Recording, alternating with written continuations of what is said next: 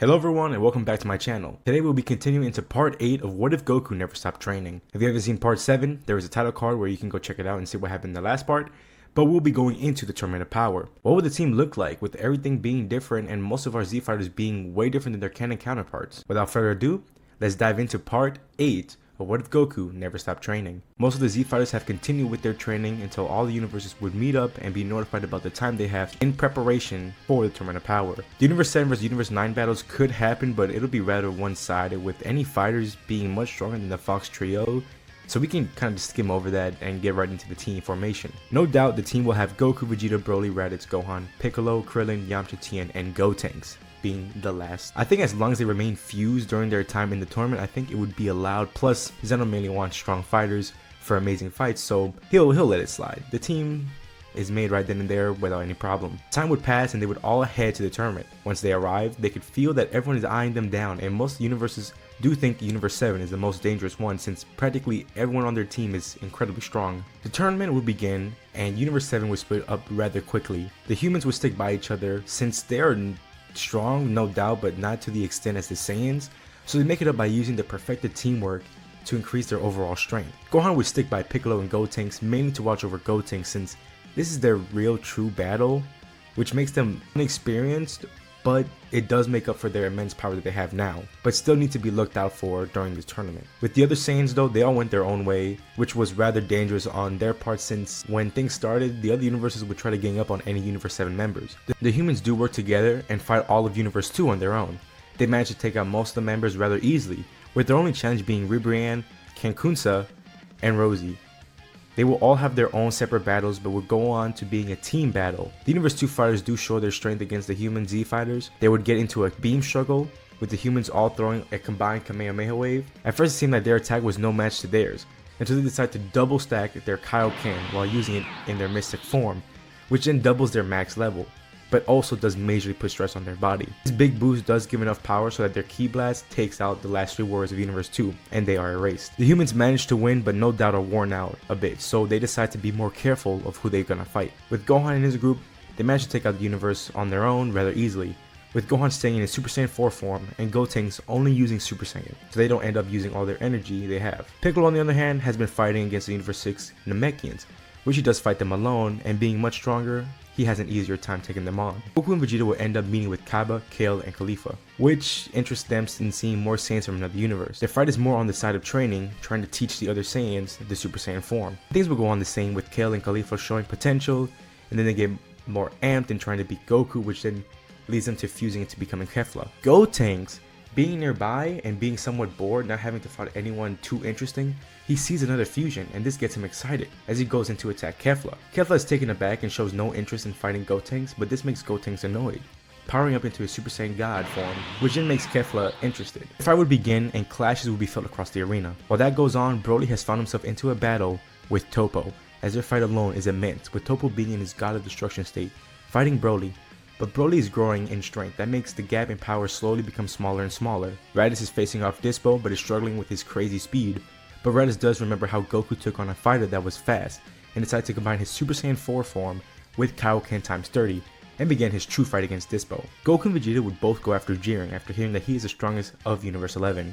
No question, this Goku and Vegeta are stronger than their canon counterparts, but Jiren still is very strong. Noticing that these two fighters are a bigger threat, he would use more of his power at the start, which does make the fight more interesting and harder. Goku in his mystic form and Vegeta in his evolution state are still struggling to fight against Jiren. The longer the time went on, the more fighters got eliminated and universe being erased. The humans and Piccolo got eliminated, with the Saiyans still being on. Gotenks' fight with Kefla keeps going as they seem to be on equal ground. Gotenks know that his time is going down more and more, but they do know that they must take on this fusion in order to help everyone else. They power up further into their Super Saiyan Blue form and begin attacking with his Ghost Kamikaze attacks, which begins destroying big parts of the arena and even damaging Kefla greatly, but she still stands there. Gotenks know they only have less than a minute, so he decides to do a Sudoku and charges at Kefla full force, grabbing onto her and then rocketing down full speed off the arena, which knocks both her and himself off the arena.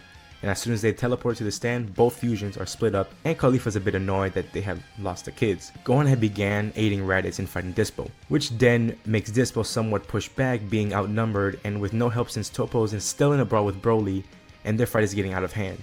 and Jiren is now fighting 3 opponents with Hit joining in with Goku and Vegeta. With Toppo and Broly, their fight begins to destroy the arena, and only leaving small remnants left for the other fighters to fight on. But the force is being felt by everyone watching the tournament, and it makes Zeno really excited to see this fight. Toppo is stunned to see a fighter like this that doesn't stop getting stronger and stronger and getting close to the strength of a god of destruction. Toppo does power up more and more, but no matter how much he does, Broly just continues growing.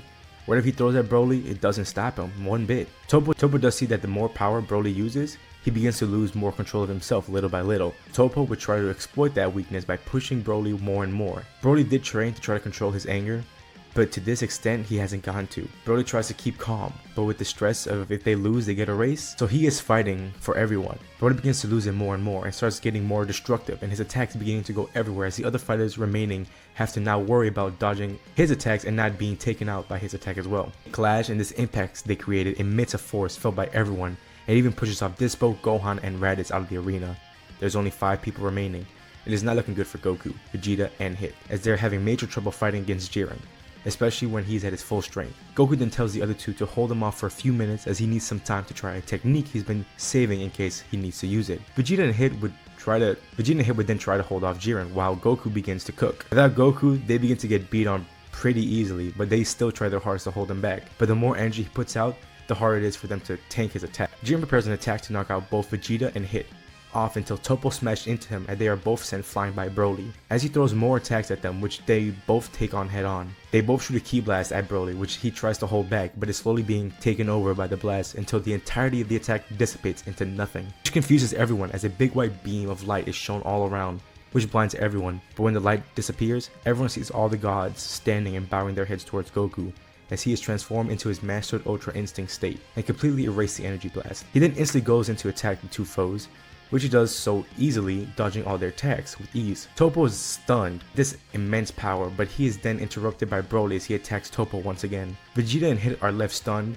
about the power they are facing as they would go and each try to aid in the fights. But before even getting close to either of the 2 fights, they are both pushed back and sent flying out of the arena, knocking them out. The 2 fight between the last 2 members of each universe is immense, and the pressure waves going all out into the vast deep space. The gods and angels are very intrigued with the power of the 4 mortals, but the more the fight went on, the more obvious it seemed that the Saiyans were in the advantage, with being much stronger than the other 2. Not much longer, Toppo would end up being eliminated by Broly, and soon it would be Jiren against the last 2. Broly would begin to calm down and recollect himself, but Goku would ask him to stand down as he wants to face Jiren on his own. The fight would continue, but just like in the anime, Jiren stands no chance against Goku in his MUI state. Everyone is shocked by the mortal getting such a godly state, and this makes Zeno excited. So Goku wouldn't wait another second and finally eliminate Jiren and win the tournament, and uses the wish to restore the other universes. Everyone celebrates the victory of Universe 7 and how things end up so well. Some time would pass as the Saiyans continued their training on Earth, since they had been gone for so long, until one day Vegeta, Goku, and Broly were all sparring, and they were interrupted by some visitors